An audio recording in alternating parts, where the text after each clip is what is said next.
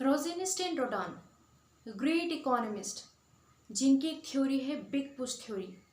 अपने big push theory में ये कहते हैं कि कोई भी अंडर डेवलप कंट्री अगर अपने डेवलपमेंटल ट्रैक में जाना चाहती है, so there is a need a large comprehensive programme, यानी a large minimum investment is required to overcome the obstacles of any underdeveloped economy.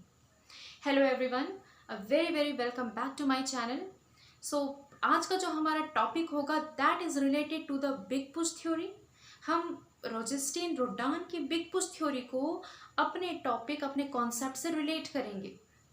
आज का जो हमारा टॉपिक है that is technological reform which led to the green revolution, हरित क्रांति in the country. Green revolution को हम हिंदी में हरित क्रांति कहते हैं। तो टेक्नोलॉजिकल रिफॉर्म करने से हमारी कंट्री में क्या हुआ था, हरित क्रांति हुई थी। ये जो टेक्नोलॉजिकल रिफॉर्म था ना, टेक्नोलॉजी यानी हमने अपने टेक्निक्स में चेंजेस लाए थे। जहां हम अपने एग्रीकल्चर सेक्टर में प्रोडक्टिविटी लेवल को इंक्रीज करने के लिए ओल्ड एंड ट्रेडिशनल मेथड को यूज कर रहे थे, वहीं हमें ज़रूरत थी कि एक बड़ा चेंज करने की, बिग पुश करने की, इन्वेस्टमेंट करने की। इन्वेस्टमेंट हमें इरिगेशन सेक्टर, इरिगेशन फैसिलिटीज़ को इम्प्रूव करने के लिए इरिगेशन करना था। हमें जो ट्रेडिशनल टेक्निक है उसे भुलाकर मॉडर्न टेक्निक को अडेप्ट करना था, जिसके लिए हमें ह्यूज इन्वेस्टमेंट की ज़रूरत थी। तो रोजेनस्टीन रोडान जो कि ग्रेट इकोनॉमिस्ट हैं, जो कि जिन्होंने इकोनॉमिक ग्रोथ थ्योरीज लिखी हैं, तो उनका भी यही कहना है कि कोई भी अंडर डेवलप्ड कंट्री है, अंडर डेवलप्ड कंट्री अपने डेवलपमेंटल ट्रैक में आना चाहती है, अपने ऑब्स्टिकल्स को ओवरकम करना चाहती है, तो there is a need of big push, यानी minimum level of investment, large minimum level of investment की ज़रूरत है। छोटे छोटे स्टेप से काम चलने वाले नहीं हैं। ओके, तो आज का जो हमारा मुद्दा होगा वो होगा ग्रीन रेवोल्यूशन यानी टेक्नोलॉजिकल रिफॉर्म। और जो ये हमारा वीडियो है ये पार्ट 1 है। हम ग्रीन रेवोल्यूशन का जो टॉपिक है 2 हिस्सों में पढ़ने वाले हैं, पार्ट 1 एंड पार्ट 2 में। अब सबसे पहले टॉपिक को स्टार्ट करने से पहले हमें ये समझना पड़ेगा कि ग्रीन रेवोल्यूशन होता क्या है। देखो, green revolution means a remarkable increase in agriculture production and productivity over a number of year. कई दशकों बाद हमें अपने एग्रीकल्चर सेक्टर में लार्ज प्रोडक्शन और प्रोडक्टिविटी देखने को मिली हो। हमें कम से कम स्पेस में बल्क अमाउंट में अनाज की पैदावार देखने को मिली हो, जिससे हम अपनी कंट्री की लार्ज पॉपुलेशन का पेट भर सकें। उसी को हम क्या कहते हैं, ग्रीन रेवोल्यूशन कहते हैं। तो हमारी कंट्री में भी ग्रीन रेवोल्यूशन हुआ, हमारी कंट्री में भी हरित क्रांति आई थी। तो कैसे आई थी, क्या रीज़न था, ज़रूरत क्यों थी? ज़रूरत इसीलिए थी क्योंकि मैं कई बार अपने वीडियोस में डिस्कस कर चुकी हूँ कि जो हमारा एग्रीकल्चर सेक्टर था on the eve of independence, just after independence, we face that about 75% of our total population were engaging in agriculture sector, and which type of contribution they were giving, it was very low, कम से कम 53.2% GDP में उसका contribution था। भारी जनसंख्या engage है agriculture sector में, और GDP में जो कंट्रीब्यूशन आ रहा है that was just 53.2%। Fully dependent on monsoon, सिंचाई के लिए, इरिगेशन के लिए पूरी तरीके से बारिश पे निर्भर थे, मॉनसून पे निर्भर थे। प्रोडक्टिविटी लेवल बहुत ज़्यादा लो था, और प्रोडक्टिविटी लेवल लो होने के बहुत सारे अपने कारण हैं, जिसका एक मेन कारण ये भी है कि आउटडेटेड टेक्नोलॉजी हम यूज़ कर रहे थे, ओल्ड ट्रेडिशनल टेक्निक का हम इस्तेमाल कर रहे थे। एब्सेंस ऑफ इरिगेशन फैसिलिटी, कोई भी एडिक्वेट इरिगेशन फैसिलिटी हमारे कंट्री में नहीं थी। तो इसीलिए हमें ज़रूरत थी अपने कंट्री में फूड ग्रेन की प्रोडक्टिविटी लेवल को बढ़ाने की। कंट्री में उस टाइम पीरियड में शॉर्टेज भी चल रहा था। ड्यूरिंग 1960s का वो टाइम पीरियड था जब हमारी कंट्री में भूखमरी हो रही थी, हैवी इंपोर्ट कर रहे थे हम फूड ग्रेन का। तो इसीलिए अब हमें ज़रूरत थी कि अपने अनाज की पैदावार को बढ़ाएं। जहाँ हमने लैंड रिफॉर्म तो कर लिया, उसके अपने अचीवमेंट्स और फेलियर्स हमने देख लिए, लेकिन अब हमें ज़रूरत थी कि अपनी बढ़ती हुई जनसंख्या का पेट कैसे भरें, अपनी अनाज को जो प्रोडक्टिविटी लेवल है उसे कैसे करके बढ़ाएं। तो शुरुआत हुई कैसे ग्रीन रेवोल्यूशन की, हरित क्रांति की? एक छोटी सी इसके पीछे कहानी है। जो शुरुआत हुई उसको हम कहानी के तौर पे पढ़ेंगे, जस्ट लाइक एन स्टोरी। तो बात करते हैं second half of second 5 year plan. जब हम सेकेंड 5 ईयर प्लान बना रहे थे उस दौरान हमें ये ज़रूरत महसूस हुई कि अपने एग्रीकल्चर सेक्टर में इम्प्रूव करने के लिए हमें कुछ मेजर्स तलाशने पड़ेंगे, कुछ रास्ते देखने पड़ेंगे। तो गवर्नमेंट जो है उन रास्तों को, उन मेजर्स को तलाशने की कोशिश कर रही थी। क्यों कर रही थी? क्योंकि एग्रीकल्चर लेवल को इम्प्रूव करना, एग्रीकल्चर सेक्टर को इम्प्रूव करना था, साथ ही साथ प्रोडक्टिविटी लेवल को बढ़ाना था।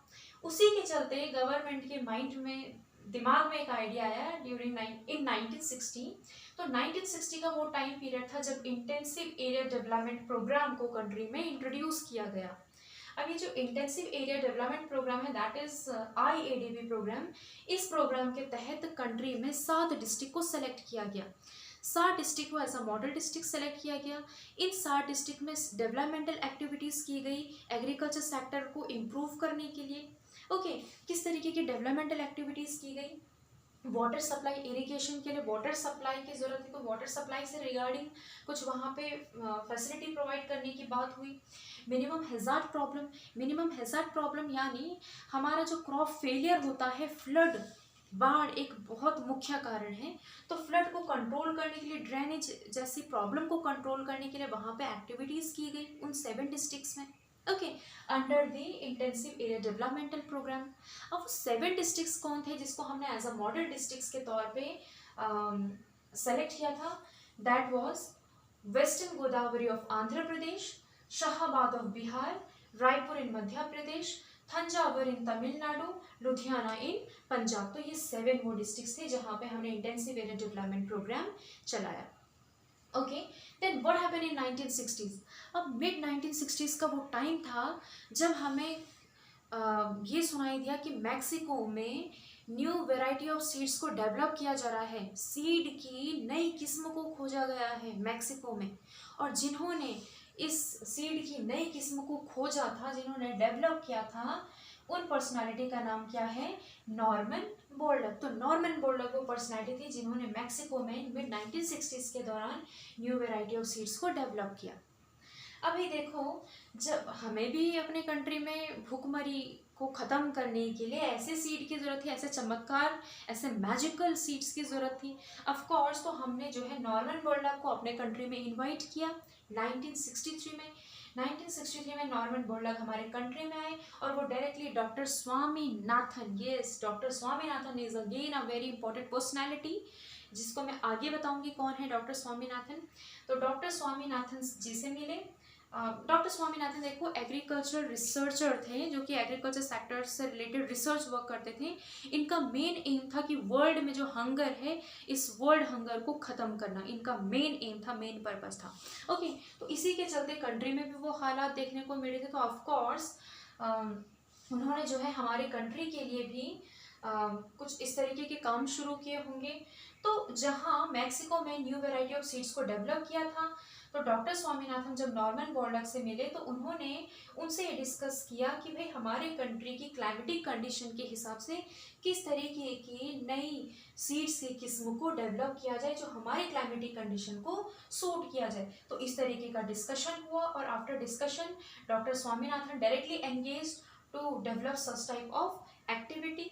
ठीक है, देन व्हाट हैपेंड इन 1965? 1965 में जहां मैक्सिको में न्यू वैरायटी ऑफ सीड्स को यूज किया जा रहा था, 1965 में इसका बहुत बड़ा पॉजिटिव रिजल्ट हमें देखने को मिला। और सिर्फ मैक्सिको में नहीं, वर्ल्ड की बहुत सारी कंट्री जहाँ पे ये न्यू HYV सीड्स को यूज़ किया गया था वहाँ पे बल्क अमाउंट में प्रोडक्शन और प्रोडक्टिविटी लेवल इंक्रीज हुई। तो हमें ये खबर मिली और हमें भी इन चीज़ों की ज़रूरत थी। और उस टाइम पे हमारे जो प्राइम मिनिस्टर थे कंट्री में, जिनका नारा था जय जवान जय किसान, यस, लाल बहादुर शास्त्री जी। तो लाल बहादुर शास्त्री जी ने हमारे एग्रीकल्चर मिनिस्टर जो कि C सुब्रमण्यम थे उस टाइम पे, उनको परमिशन दी कि आप जो है हमारे कंट्री के हालात को देखते हुए 18,000 tons of new variety of seed, 18,000 tons of new variety of seeds, और जिस तरीके की जिस क्रॉप की सीड को हम इंपोर्ट कर रहे थे वो क्रॉप कौन सा था? व्हीट और राइस।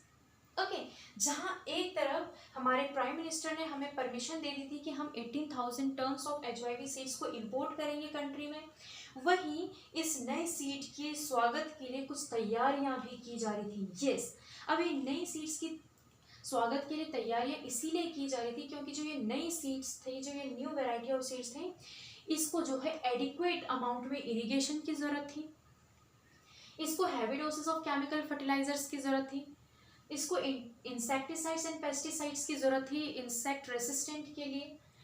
और हमें पता है जो ये HIV सीड्स ये बल्क अमाउंट में हमें प्रोडक्टिविटी देती है, तो ऑफ कोर्स हमने बड़े बड़े गोडाउन्स को बिल्डअप करना स्टार्ट किया था। तो इस तरीके के काम जो है हमने इस नए वैरायटी ऑफ सीड्स के लिए किया था, जिसको हम क्या कहते हैं, न्यू एग्रीकल्चरल स्ट्रैटेजी, NAS। तो ये तैयारियां जो हम कर रहे थे न्यू वैरायटी ऑफ सीड्स के लिए, इसको हमने क्या नाम दिया था, न्यू एग्रीकल्चरल स्ट्रैटेजी। ओके, अब 1966 का वो टाइम था जो कि बहुत इंपॉर्टेंट है, जो कि फर्स्ट टाइम हमने 1966 में जो ये न्यू वैरायटी ऑफ सीड है इसको कंट्री में यूज़ किया था, अपना इसको प्रैक्टिस किया था हमने अपने एग्रीकल्चर सेक्टर में under the high yielding variety programme. हमने हाई यील्डिंग वैरायटी प्रोग्राम चलाया। इस प्रोग्राम के तहत हमने इस नए किस्म की सीड को एज अ पैकेज प्रोग्राम के तौर पे, एज अ सैंपल के तौर पे सबसे पहले खरीफ सीजन के दौरान इसको हमने प्रैक्टिस किया था। ओके, तो जो ये न्यू वैरायटी ऑफ सीड्स थे इनिशियल दौर पे ये 5 क्रॉप्स के लिए रिस्ट्रिक्टेड थे, wheat, rice, jowar, bajra and मेज। और जो मेन स्टे था जिस क्रॉप का, वो कौन सा क्रॉप था, व्हीट का। ओके, तो हमने क्या किया, हमने जो है 1966 में खरीफ सीजन के दौरान एज अ पैकेज प्रोग्राम हमने इस नई किस्म की सीड को यूज़ किया, जहां हमें एक साल के भीतर with in a period of year 4 times increase देखने को मिला अपना प्रोडक्शन लेवल में। जहां एक पीस ऑफ लैंड में हम जो है 4 लाख टन्स हमारे क्रॉप की प्रोडक्टिविटी हो रही थी, वहीं उसी पीस ऑफ लैंड पे इस न्यू वैरायटी ऑफ सीड को यूज़ करने पे 8 लाख टन्स हमारा प्रोडक्शन इंक्रीज हो गया था। तो it was a great success we achieve on that time. Okay, लेकिन जो हमें ये सक्सेस मिली थी, ये सक्सेस सिर्फ हमें कुछ ही लिमिटेड एरिया पे मिली थी, और जो वो लिमिटेड एरिया थी वो वीट प्रोड्यूसिंग एरिया थी। जी हाँ, वो एरिया जो एरिया जो है वीट के लिए वीट के लिए काफ़ी सूटेबल है, तो वो उन्हीं एरिया पे हमें, और ऑफ कोर्स जो हमने नए क्रॉप, जो ये नए सीड लेके आए थे वो वीट के लिए लेके आए थे, तो जाहिर सी बात है जो हमें सफलता मिली होगी वो वीट प्रोड्यूसिंग एरिया पे ही मिली होगी, अपने ग्रीन रेवोल्यूशन के इनिशियल दौर पे, शुरुआती दौर पे। तो वो शुरुआती दौर क्या था, mid 60s to mid 70s। ठीक है, और वो कौन कौन से एरिया थे, पंजाब, हरियाणा, वेस्टर्न उत्तर प्रदेश, जहां हमें वीट से रिगार्डिंग भारी मात्रा में प्रोडक्शन देखने को मिला। वहीं दूसरी तरफ केरला में भी कुछ हद तक हमें सक्सेस मिली, लेकिन वो राइस के क्रॉप के लिए था। ओके, तो हम देख सकते हैं किस तरीके से न्यू वैरायटी ऑफ सीड को यूज़ करके हमें कौन कौन से एरिया में सफलता मिली, और जो ये हमें सक्सेस मिला था इसका जो मेन रीज़न था वो न्यू एग्रीकल्चरल स्ट्रैटेजी थी। ओके, उसके बाद क्या हुआ, 1968। यस, 1968 का वो टाइम पीरियड था जब हमारी कंट्री में प्रोडक्शन लेवल 120 लाख टन से बढ़कर कितना हो गया था, 170 lakh tons. And on that time our prime minister was Mrs Indira Gandhi, who declared green revolution in our country, जिन्होंने डिक्लेयर किया कि कंट्री में हरित क्रांति आ गई है, कंट्री में ग्रीन रेवोल्यूशन आ गया है 1968 के दौरान। Okay, so this was the story of green revolution. तो ग्रीन रेवोल्यूशन की शुरुआत कैसे हुई, क्या क्या हमने तैयारियां की, कब ग्रीन रेवोल्यूशन कंट्री में डिक्लेयर हुआ। Okay, so this was about the part 1 of the green revolution. अब अपने नेक्स्ट वीडियो में पढ़ेंगे कि जो ये HIV सीड है इसके फीचर्स क्या है, ग्रीन रेवोल्यूशन के पॉजिटिव और नेगेटिव इम्पैक्ट क्या है, डॉक्टर स्वामीनाथन कौन है। ओके, तो this will be the topic on our next video. Okay guys, so I hope you got the topic very well. आज हमने क्या पढ़ा, और तो आज का हमारा टॉपिक यहीं तक है। आई होप आपको समझ आया होगा। तो इसी खुशी में please share and subscribe and like my channel, please please please do it. Thank you. I hope आप ज़रूर करोगे। It's my humble request to each and everyone. Thank you.